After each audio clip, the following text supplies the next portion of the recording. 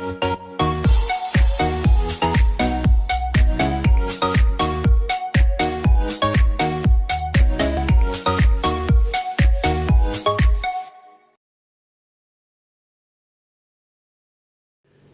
pagi teman-teman kelas 10. Kita jumpa lagi pada hari ini di pertemuan kita yang ke-7. Pada hari ini kita akan membahas bab 6 dengan tema kesetiaan, kasih, dan keadilan. Kesetiaan, kasih, dan keadilan adalah nilai-nilai Kristiani yang harus ada di dalam kehidupan kita sebagai orang percaya. Tetapi kita menyadari bahwa hal itu bukan sesuatu yang mudah. Kita semua harus belajar, dan belajar itu dari awal, ya, seperti anak kecil yang sedang belajar jalan, itu mungkin mengalami jatuh bangun. Tetapi kalau kita terus belajar, maka nilai-nilai Kristiani ini akan menjadi bagian daripada kehidupan kita. Ya. Saya akan membacakan firman Tuhan dari Matius 11 ayat 29 yang berkata, "Pikulah kuk yang kupasang dan belajarlah kepadaku, karena aku lemah lembut dan rendah hati, dan jiwamu akan mendapat ketenangan." Tuhan Yesus berkata, mari belajarlah kepadaku. Jadi kita akan belajar kesetiaan, kasih, dan keadilan. Kita akan belajar dari pribadi Tuhan Yesus. Tapi sebelum itu, mari kita berdoa terlebih dahulu. Bapa kami yang ada di surga, kami bersyukur untuk kesempatan pada hari ini, di mana kami boleh membahas bab 6 tentang kesetiaan, kasih, dan keadilan. Tuhan, siapkan hati kami, supaya kami bisa menangkap pelajaran ini, dan apa yang kami terima akan membawa pertumbuhan iman dan mengubah hidup kami. Kami semua belajar dari Tuhan Yesus yang memiliki nilai-nilai kesetiaan, kasih, dan keadilan. Terima kasih ya Tuhan, kami serahkan waktu ini di dalam nama Tuhan Yesus. Amin. Baik, teman-teman kelas 10, kita akan membahas bab 6. Yang pertama kita akan membahas tentang kesetiaan. Kesetiaan bahasa Yunaninya adalah pistis. Kesetiaan itu adalah sifat dari Allah sendiri. Di dalam Mazmur 33 ayat 4, firman Tuhan berkata, "Sebab firman Tuhan itu benar, segala sesuatu dikerjakannya dengan kesetiaan." Demikian juga di dalam Ibrani 13 ayat 5b, Tuhan Yesus berkata, "Aku sekali-kali tidak akan membiarkan engkau, dan aku sekali-kali tidak akan meninggalkan engkau." Ini adalah ayat yang menunjukkan tentang kesetiaan Tuhan. Ya. Kita menyadari kan teman-teman, kalau kita seringkali berbuat dosa, dan kita seringkali menyakitkan hati Tuhan. Tetapi saat kita mengaku dosa kita, maka pengampunannya akan selalu diberikan kembali. Karena itu mari kita terus belajar kepada pribadi Tuhan Yesus yang setia ini. Sebelum kita melanjutkan, kita akan melihat sebuah tayangan yang akan menggambarkan pelajaran kita pada hari ini. Hanya dekat kasih-Mu Bapa, jiwaku pun tenteram. Engkau menerimaku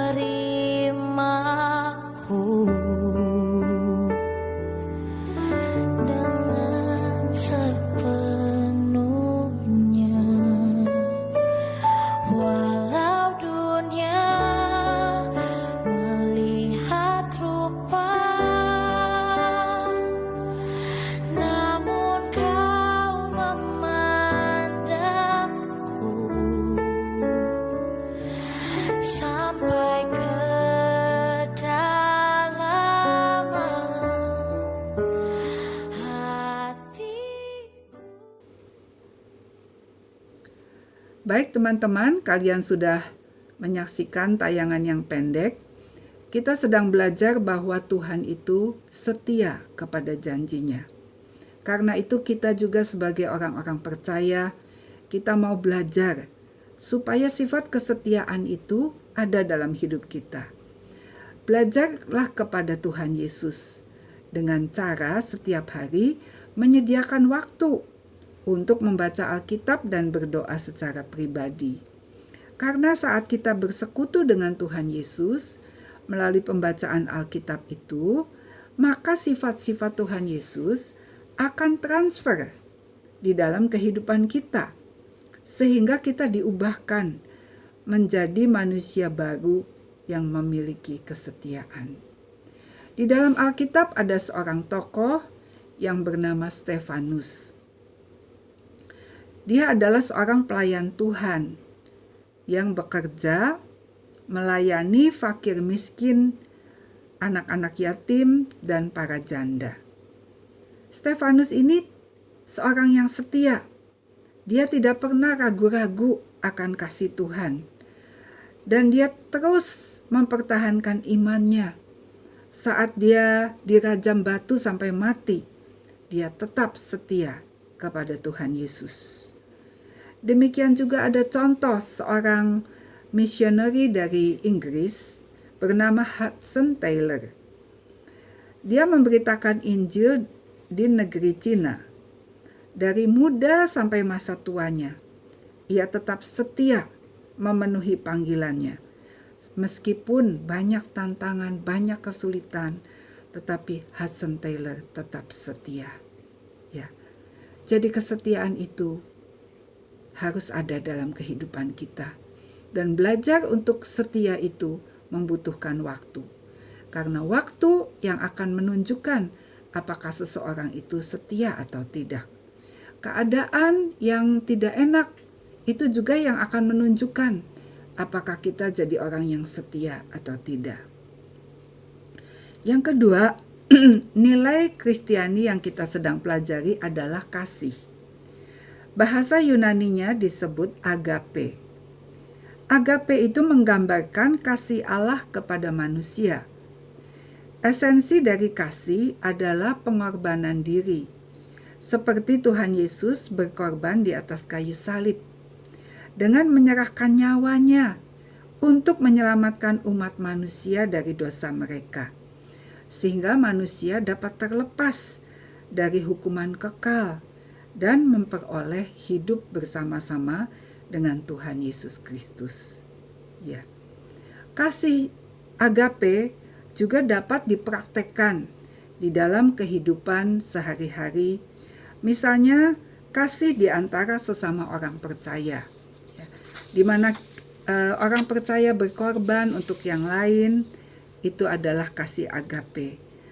Demikian juga kasih kepada orang lain di dalam upaya memberitakan Injil. Seperti tadi misioneri yang bernama Hudson Taylor pergi ke negeri Cina untuk memberitakan Injil. Mengapa dia mau melakukan itu?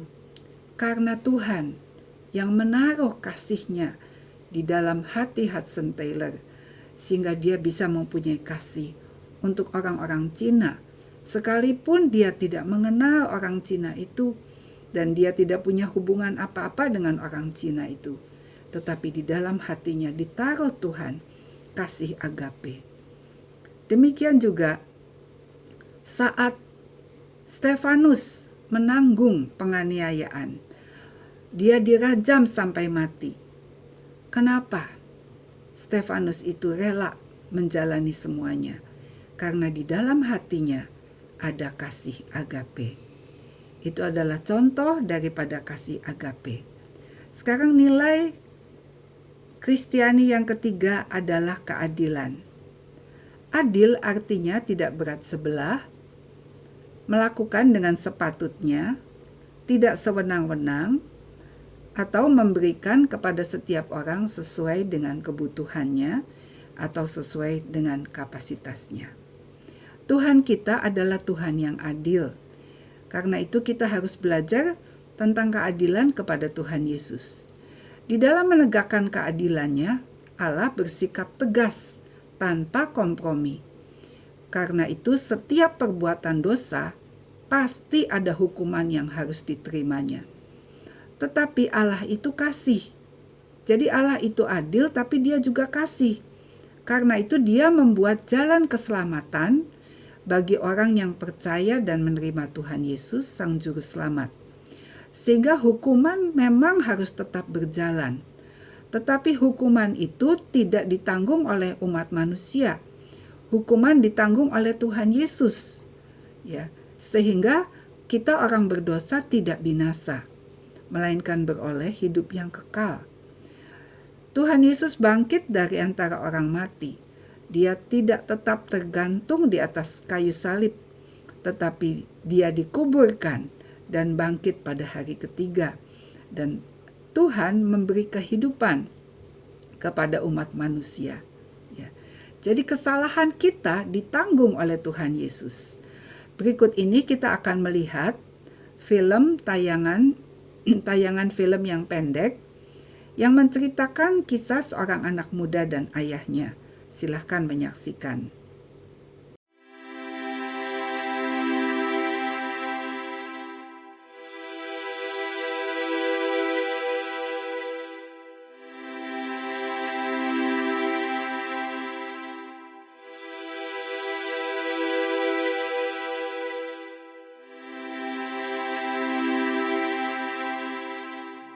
Terima kasih Tuhan, Engkau telah menebus kami orang-orang yang berdosa.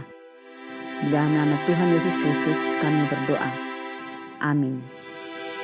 1, 2, 3. Aldi, jangan lari-lari.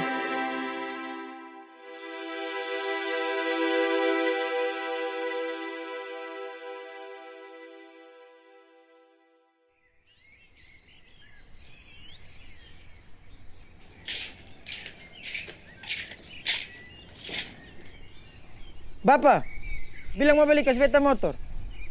Tunggu Bapak kumpul uang dulu. Dari dulu be minta apa-apa tunggu-tunggu sa. Be pun kanong semua suara motor. Beta sayang soalnya ada nih.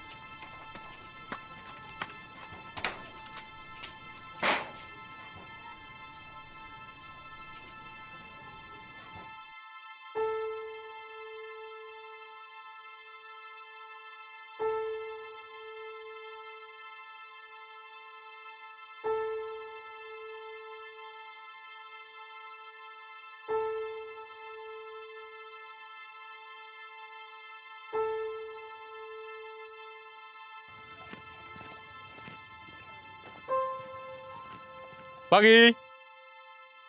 Pagi. Kemana Bapak? Motor DH 2183 ini Bapak punya kok? Iya, betul. Tadi malam siapa yang pakai? Maksudnya Tadi malam siapa yang bawa Bapak punya motor? ada apa ya Bapak? Tadi malam terjadi tabrak lari. Korban mati di tempat. Ada yang lihat ini motor. Siapa yang pakai ini motor tadi malam?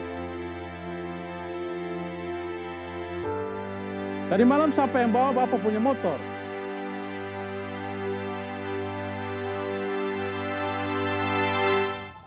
Saya yang pakai itu motor.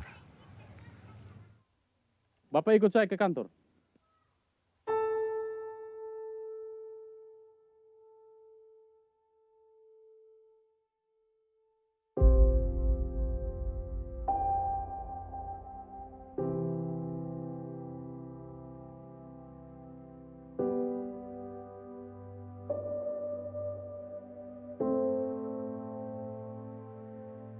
Bapak, kenapa Bapak yang mengaku? Bapak tahu beta yang tabrak itu orang. Aldi, Bapak sayang lu anak.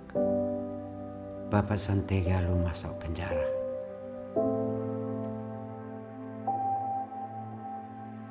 Bapak beta menyesal. Sudah, Aldi. Sudah terlanjur begini. Hukum harus ditegakkan. Tapi biar sudah. Bapak yang tahu. Ali minta maaf. Selama ini Ali selalu melawan Bapak.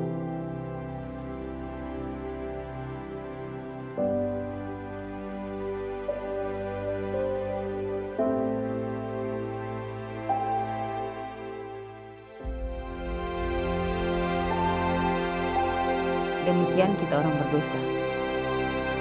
Seharusnya dihukum, tetapi Tuhan Yesus yang menanggung itu semua bagi kita. Jadi, Tuhan Yesus mati untuk siapa? Untuk Aldi. Ya teman-teman, kalian sudah menyaksikan bagaimana kesalahan anak muda itu ditanggung oleh ayahnya. Jadi kita kembali kepada sifat Allah. Sifat Allah itu adalah adil, maka kita pun belajar mengikuti jejaknya supaya berlaku adil. Untuk kita bisa berlaku adil, kita membutuhkan pertolongan Roh Kudus yang akan memimpin kehidupan kita, menolong kita untuk berlaku adil dan benar. Contohnya bila di dalam sebuah keluarga, ada seorang ibu yang mempunyai 2 orang anak yang berumur 10 tahun dan 5 tahun.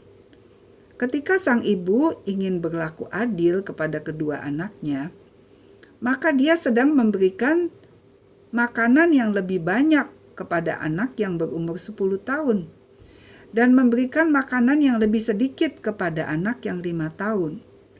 Saat ibu ini membelikan baju untuk anak-anaknya, maka anak yang besar dibelikan ukuran L dan anak yang kecil diberi ukuran S. Itu namanya adil.